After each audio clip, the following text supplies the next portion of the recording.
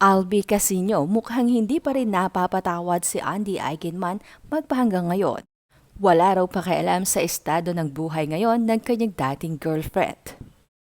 Mukhang hindi pa nga napapatawad ni Albi Casino si Andy Eigenman. Diretsahan kasing sinabi nito na wala siyang pakialam kung masaya man ngayon ang ex-girlfriend niyang si Andy Eigenman. Sa lahat daw ng pinagdaanan niya sa nakalipas na mga taon, hindi na sumasagi sa isip niya ang kasalukuyang estado ng buhay ni Andy na sa Siargao na nakabase kasama ang partner niyang si Filmer Alipayo at kanilang mga anak. I don't mean to say it like this, pero wala talaga akong pakialam eh.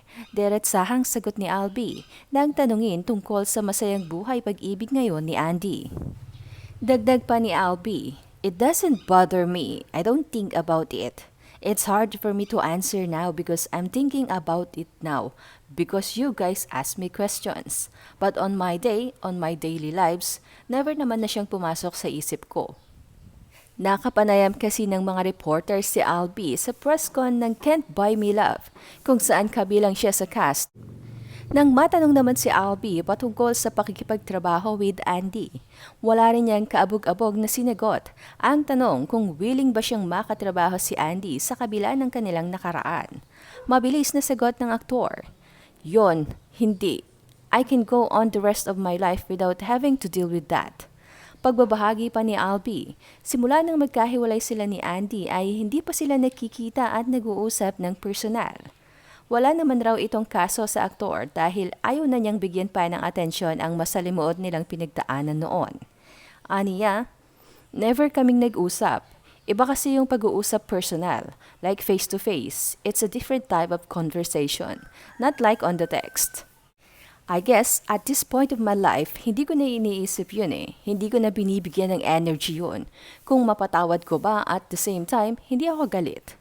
Kung sakasakaling makasalubong niya si Andy, paano nga ba niya ito haharapin?"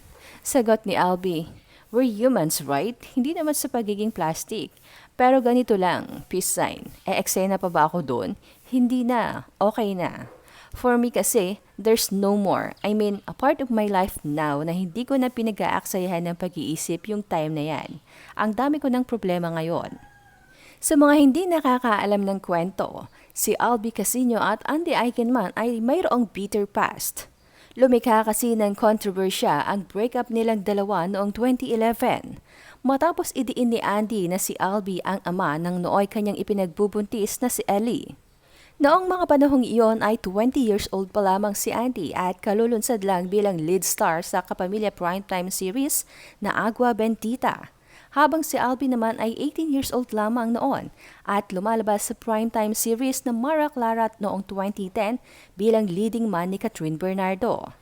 Bukod kay Albi, lumutang din ang pangalan ni Jake Ejercito bilang ama ng batang nasa sinapupunan ni Andy.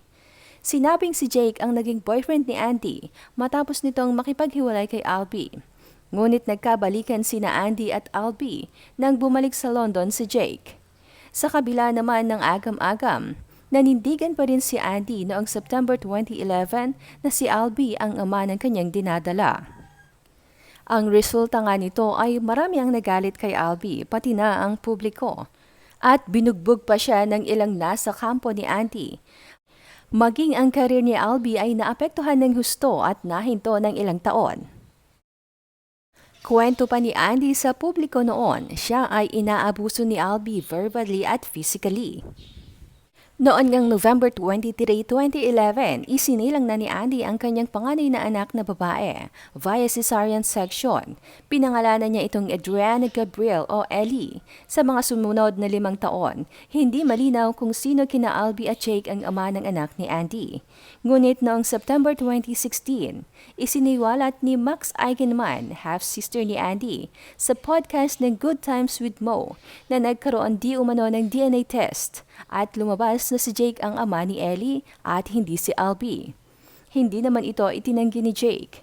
Noong October 2016, kinumpirma niya sa publiko na siya ang ama ng panganay na anak ni Andy.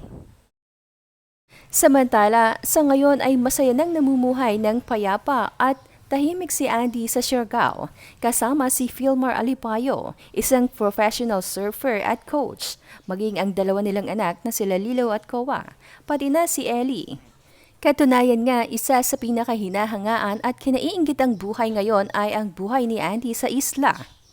Sa kasalukuyan ay mayroong mga negosyo sila Andy at Philmar sa isla ng Siargao. Kabilang na ang Kanaway Snack Bar, Kanaway Surf School, at maging ang bar na kung tawagin ay Barboza. Mayroon ding sariling surfing team sila Andy at Philmar kung saan si Philmar ang tumatayong coach at lumalaban nga ito sa iba't ibang kompetisyon. Sa ngayon ay nananatiling unbothered si Andy Eigenman at wala ring pakialam sa kung anumang kaguluhang nangyayari sa showbiz industry.